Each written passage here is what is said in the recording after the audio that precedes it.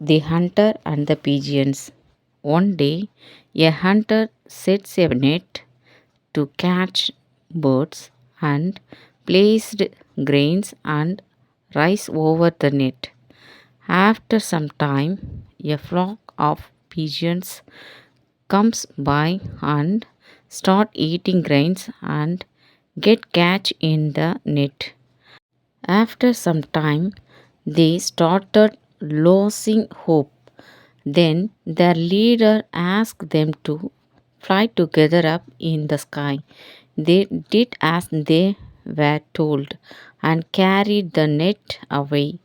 The hunter runs after them, but they flew away to their friend's mouse hole. Then the mouse cuts the net and freed the pigeon. Moral: unity is strength.